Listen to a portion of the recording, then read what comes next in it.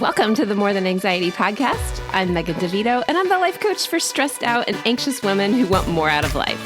I'm here to help you create a life you love to live where anxiety isn't holding you back.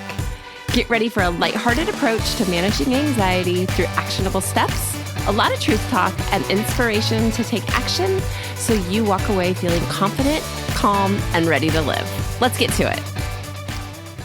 Welcome to episode 65. I am recording this episode at the very end of November 2023, just after one of the most fun Thanksgivings that I can remember in a very long time. I want to tell you about it because it started out kind of crazy, but I feel so lucky and blessed to have had time at home with all four of my kids, putting up our Christmas tree, hanging out, and then my kids actually chose to spend time with each other and go do fun things. My boys went out for lunch, my girls hung out. Then on Saturday, so that was Thursday, then on Saturday, we got together with one side of my family, including my cousins and my cousins' kids. There was a ton of us, and it was wild and loud, and there was way too much food, but it had me feeling so just, like I said, lucky and blessed that I have this huge, crazy family that wants to spend time together. And how incredible that my kids know my cousins like they do. It was always a thing in my life. I know my second cousins. I had great grandparents and we would have these big holidays together. And I'm just psyched that my kids get to have that too. I know this isn't true for a lot of people. And I don't want to assume that you have that same experience, but I wouldn't trade it for anything in the world. And before I go into this whole bunch more gushiness about the holiday, let me just tell you how it started. Because it didn't start like the perfect holiday. Well, okay. By Saturday, when I had the big family thing, at 10 o'clock or at 10 till 7 in the morning. So it's 6:50, I'm up, my phone rings. And when the phone rings early in the morning, my first thought is usually, oh great, something awful has happened. And sort of, but it's my brother who is up and staying with our parents for the weekend. And he's like, hey, how do you feel about hosting Thanksgiving today? And I think my first thought was, yeah, whatever. Why? Well, my parents' water heater sprung a leak in the middle of the night, so half of their basement was flooded, and they had the water restoration people there. They had no hot water and really no water to speak of, and there were 33 people coming to my parents' house. So I love my cousins, I love my family, and I've been really excited to have this Thanksgiving with them. And inside of me, I'm like, where the hell am I going to put 33 people in my house? My house is not big. And my parents have enough room to host. And I'm like, yeah, I guess. Yeah, we can do that. I'm yelling at my husband, like, get over here. You need to go clean out the garage. Like, we need to do something. And it's cold out this weekend. So it's snowing. And I'm like, oh my God, I'm going to put my family in the garage because my Christmas tree is up and there's barely room for our family in the house. And so I'm like, yeah, okay, let's do it. And I just want you to know that this is like my worst nightmare. So I can notice that I'm getting really anxious and frantic. And here's what happens to me when I get anxious with these things. I don't think, okay, I should probably dust and sweep and maybe clean off the kitchen counters. My thought was, I need to remodel my bathroom. Like right now, we need to remodel this bathroom. It's been driving me crazy for years. I haven't invested the money in it. And I cannot host 33 people with this bathroom. So it's time to tear the shit out of the bathroom. I'm not joking. I was going to remodel my bathroom apparently in 3 hours, which is insane, but that's where I went. And I even found myself Googling quick bathroom remodels as if I'm going to have time to do this and get my small house ready for 33 people. But I was still going to say yes. I'm like, okay, yeah, I'll figure it out. My husband's like, they can eat on the deck. And I'm like, dude, it's snowing. They can't eat on the deck. So this is how my Saturday started. But luckily, we didn't have to come to my small house because thank goodness for the water restoration people hooking the hot water heater back up. They kind of jigged it together a little bit and we had the most fun ever. But I just want to entertain this idea of what if I would have actually stayed in that spiral of I don't have the room. They're going to think my house is too small. My bathroom is way too 90s. It needs destroyed. No, we can't. And I was generating new ideas like, okay, maybe we could find a place where we could rent a room in like a restaurant, or we could carry into. I actually went to this place where you can rent a room at the funeral home. I'm like, we could go to the funeral home.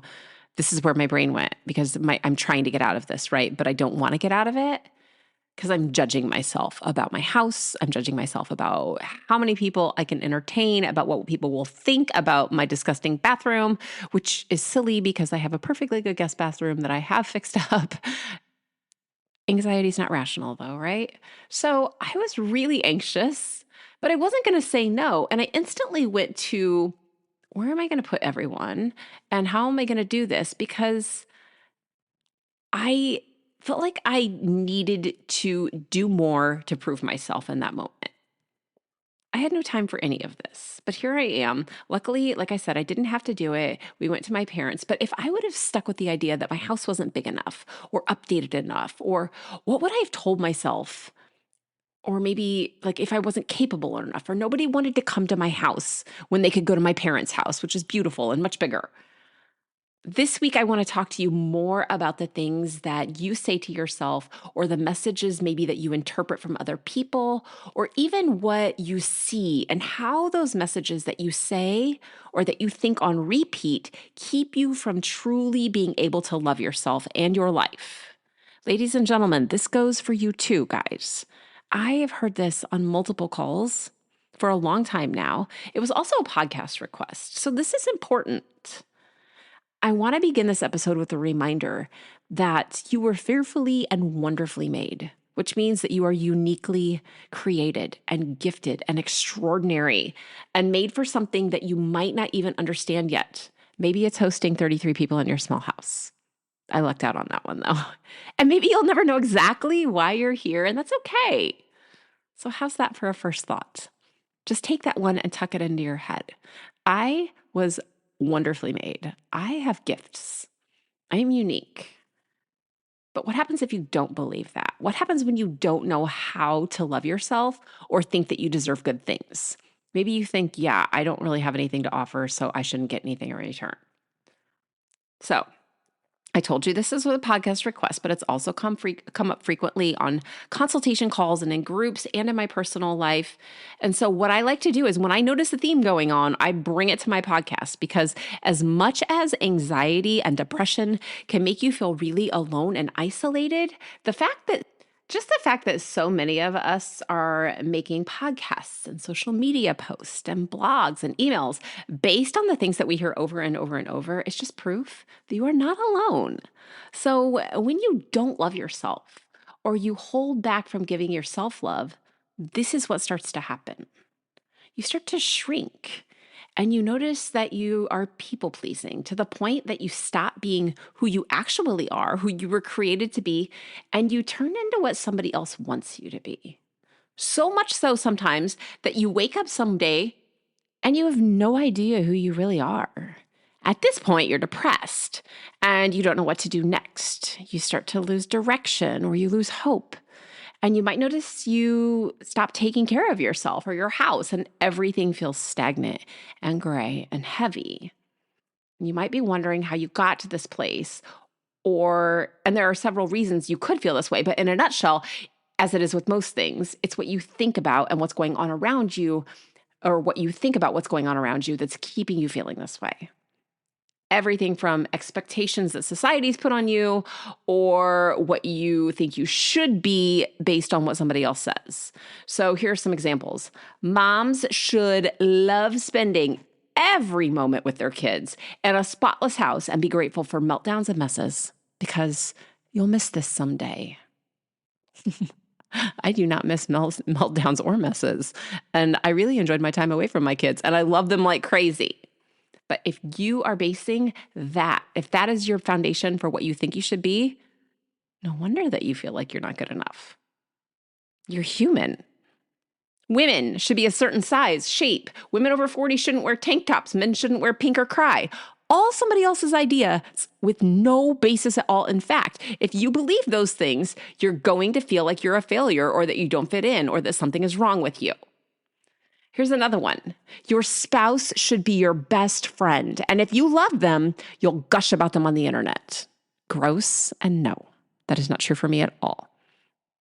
And if I would adopt that as the way my relationship should be, I would think I was a terrible wife or that something was wrong with my relationship.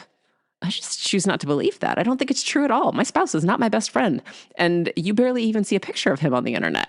He's a great guy, but I don't need to gush about him on the internet. Things are fine.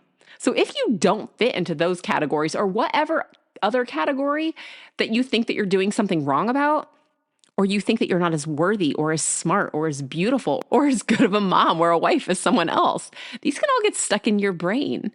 And once the thought is there, it causes an emotion and it can get stuck when you don't flush it out.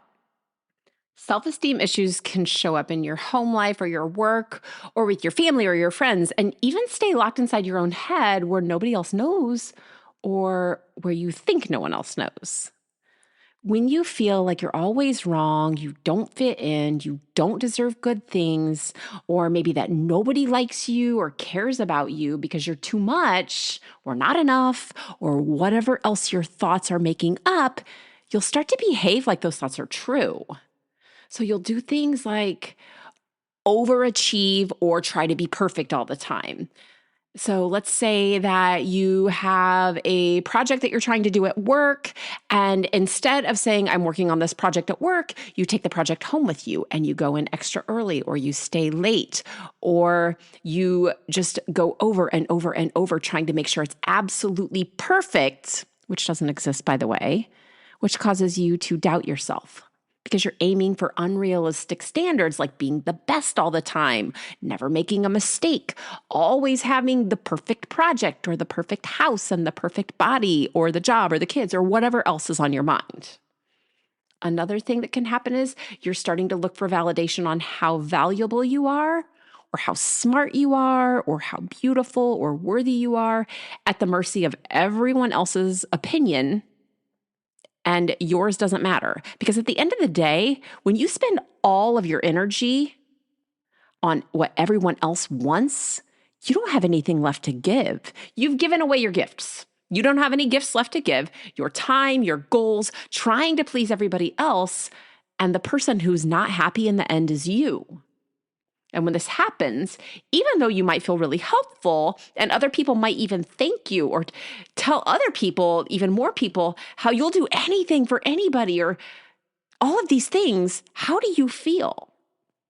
If it is anything less than fulfilled or joyful or grateful, excited, then you're coming from a place of not feeling like you're enough and you are draining yourself, because there's a difference between doing things for other people because it fills you up and gives you joy and it makes you grateful to be able to give, and doing things for other people because you're trying to prove that you're good enough, that you're giving, you want them to like you, or whatever else you're thinking. There's two very different thought processes and very different energies there.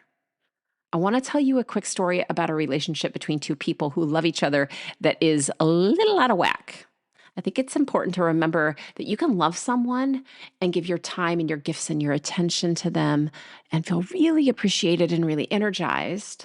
Or you can love someone and feel like you have to spend more money and all of your time and do exactly what they say all the time to keep them happy with you. One is from love and one is from lack of love for yourself. You might love them, but you may not love yourself. So can you see the difference in the thoughts behind the giving and the love? One is a have to or a should do, and the other is a get to and a love situation. So if you find yourself in a place where you love everybody else, which is a beautiful thing, but you don't have that feeling about yourself, then it's time to take a moment and focus on you. I promise this isn't selfish. And even though it might sound scary or threatening or maybe even impossible, it's going to give you more time and energy to love and to give to everybody else in the long run. We are conditioned from the time we're little to be givers, and that is a great thing. But there's that very cliche saying, you can't pour from an empty cup. And there are no truer words out there. When you don't have anything left to give because you haven't loved yourself and taken care of yourself, you are going to start getting stressed out and sick and depressed and anxious and all those other things. This is a necessity. It is not a luxury. It is not selfish. It is part of being the best person that you can be, not just for yourself, but for everybody else too. So let's talk about some simple things that you can start doing right now that will help you start to love yourself more. The first is the easiest, and it's just to pay attention to what you say yes to and to what you say no to. Don't judge yourself with this. Just be curious and notice how you feel when you say yes to helping somebody or to doing something, and how you feel when you say no. So if saying yes instantly makes you feel anxious or you notice some pushback inside of yourself, then just get curious about what made you say yes. Again, you don't get to call yourself a doofus or shame yourself here. The same is true when you say no. How did you feel? Did you feel guilty for saying no? Did you feel relieved for saying no? Maybe you're proud of yourself, or suddenly you're anxious about saying no. Noticing without judging just helps you start to understand what you love to do and what your gifts are. So if you're not sure what's going on there, like, I don't even know if I have gifts, just start noticing what makes you feel good and what doesn't. That's going to help you figure out what those gifts are. I can help you with this. It helps you also make time for the things that you love to do, and it allows you to help other people doing the things you love to do. Because the things you love to do are generally the things that you're probably good at, that light you up, that give you energy.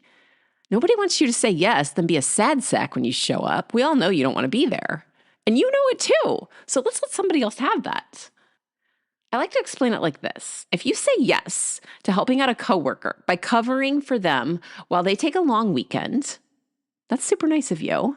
But then you notice that you're feeling overwhelmed with things that you needed to get done at home, or maybe you feel guilty because now you're going to have to tell your partner or your kids, "Oh, I'm sorry, we can't do those plans that we had," whatever it is. Even though it was really nice of you to say yes, and I'm sure your coworker really appreciated it, it wasn't the right answer for you. At least not at that time. Even though your coworker felt great, you ended up feeling resentful or guilty or overwhelmed or however you felt. So it wasn't the best choice. But here's the same scenario with a different outlook. Again, your coworker asks if you can cover them so they can take a long weekend, but you check in with yourself first. You promised your partner or your kids that you'd do something with them, and you're already busy, so you choose to say no. And your coworker's disappointed. But they ask another coworker who ends up having no plans and who really needs the extra money to pay for their upcoming wedding. When you say no to something that doesn't light you up, you open the door for somebody else to say yes who wants to say yes. And you don't end up with that nasty feeling or just people pleasing and being nice. This is how checking in with how yes and no can build better boundaries and help you feel good about either decision. And it helps you realize that you're not responsible for other people's feelings, because it works out. When you don't say yes and then feel resentful, oftentimes they either come in and everything works out for them. They would have to work later, and that's okay. Or they find somebody else that really wants to do it. I see this a lot when people volunteer for things. Maybe it's at church or they volunteer for things in their community. And their thought often is, well, if I don't do it, nobody will. And that's just not true. It's just that you're the person they go to because they know you'll say yes. But what if you said no? What if you said no and there was somebody else that absolutely loved doing that work and it lit them up inside? Then your saying yes and feeling resentful is stealing their joy. You can flip these thoughts all around, but having those boundaries and knowing what feels good and what feels bad to you helps you start honoring yourself and honoring other people at the same time. So here's another thing that you can start doing right now, and that's paying attention to what you say about yourself. Do you tell yourself over and over that you suck at something? Maybe you have a habit of telling yourself that you're always messed up, or you always quit, or you always say or do the wrong thing. And this is 100% not true, by the way. But when you're always noticing those things happening, you're making the thought hold on longer inside your brain and get louder. Again, you have to pay attention without judging yourself more than you are when you say all of the nasty things already. And just notice, then ask yourself if what you thought was actually true. This is coaching yourself, by the way. And if your answer is yes, it is absolutely true, then we need to talk, because I can guarantee you that a lot of the things that you say yes to yourself aren't actually true, and they're rarely true. And it's only your brain looking for all the bad and wrong things. This is called a negativity bias, and our brains are really good at it. Yes, mine too, everyone's brains. It keeps us safe. It keeps us from doing new things. I've talked about this before, that your brain likes you to stay the same and not change. It's not your brain's job to make you happy or comfortable. It's only your brain's job to keep you alive. It's your job, your conscious brain's job, to make you happy and to love your life. Being uncomfortable is just something that we need to learn to get used to so that it actually is motivating instead of keeping you stuck. So this is negativity bias, like I said, just noticing what you said and asking yourself if it's true. And then tell yourself what is actually true or what you would rather believe instead. Your brain is going to run wild telling you everything that's wrong or scary or dangerous or bad unless you decide to change what you're saying. It's your brain, and you get to be the boss of it, but you have to do it on purpose. Yes, it takes intention and it takes practice. It's not something you're going to master in one day, but it's also not something that you have to deal with forever. Your brain actually changes all the time, and when you start doing it on purpose, it changes faster than what you might think. So for example, when I'm working with people and they have the support of coaching, they start to notice in as little as 2 to 3 weeks that they're not as negative as they used to be. Then they find things that they like to do and even love about themselves, and they start choosing different ways of being. And that's pretty fast, 2 to 3 weeks, isn't it? And since I work with people for 6 months at a time, by the end of 6 months, these new thoughts are automatic and they're thinking and living totally different, like in different ways, in so many different ways. It really is all about what you think and about loving yourself. It is a choice that you choose to think over and over again. And before long, you'll start to notice that you're doing little things like going to bed when you're tired instead of staying up to work later and longer. Or maybe you're saying yes to the things that light you up and letting other people say yes to the things that don't click for you. Maybe you've got more energy to have fun and you can think clearly and you notice that you're more creative. Maybe you're doing things that you thought about doing for ages, but you avoided because you told yourself that they aren't things that were for you or that you're not good enough. So many things are just right there waiting for you when you learn to take good care of yourself. You do it for everybody else, but you deserve to be loved, not only by them, but especially by yourself too, especially you. So if you're ready to start loving yourself more, I can help you. All you need to do is to find out how is to go to the show notes and click the link and schedule a time to talk with me. This is called a consultation call. You can find that, like I said, in the show notes, or you can catch me on Instagram or on Facebook at Coach Megan DeVito. It's all one word. So I'm Instagram.com, Coach Megan DeVito, or Facebook.com, Coach Megan DeVito. And let's talk about how you feel about yourself now and what you want to be able to say about yourself or feel about yourself or even do. Because you deserve to love yourself and to feel good about who you are. And I can help you get there. I've seen these changes happen over and over, and every time it makes me so grateful that I get to be a part of somebody's story and watch them turn into the person that they've always wanted to be. I cannot wait to talk with you soon. If not on a call this week, then I'll be right back here next week to talk to you again. Take care. I hope you enjoyed this episode of the More Than Anxiety podcast. Be sure to subscribe and leave a review so others can easily find this resource as well. And of course, if you're ready to feel more relaxed, have more energy, more confidence, and a lot more fun, go to megandevito.com/work with me, or just to the show notes to talk to me more about coaching. See you soon.